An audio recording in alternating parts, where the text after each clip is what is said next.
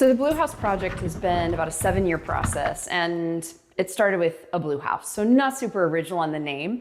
However, what started as one house has now turned into 24 different properties in Grant Beach.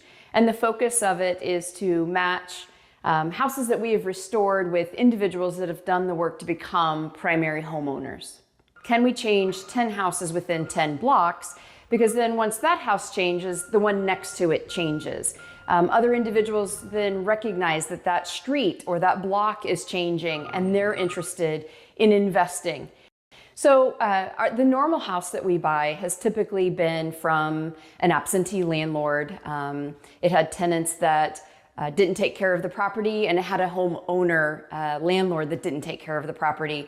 And those two are kind of that perfect storm of something that was an 1880s beautiful, historic, anchoring home of our community at one time, becoming high risk, fires, leaking roofs, and it was crumbling, just inside itself. And so that is the average home that we buy. Most people who walk into it, think it should probably just be bulldozed, not understanding that there's still really good structure and really good bones in these homes. But there's also history. Families lived in them, they raised their children. And so being able to save just that long history in a home and then build it so that it can last and be loved for the next 100 years is really what's amazing about our houses. So obviously, dining room here. Some of the things that we do are fun features, like this was a door. We've converted it to a window, but this is actually wood that came out of the house. So we salvage all the flooring, any other wood. Originally, this staircase actually came to here and then cut across. It was quite steep. It was very beautiful, but we tried to kind of recreate what it looked like with the mule post.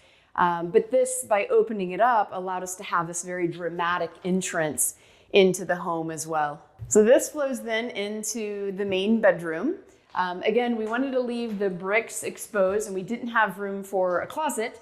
So instead, we did custom cabinets that have the slot for dresses here, but otherwise really nice options for shoes and clothes, sweaters, etc.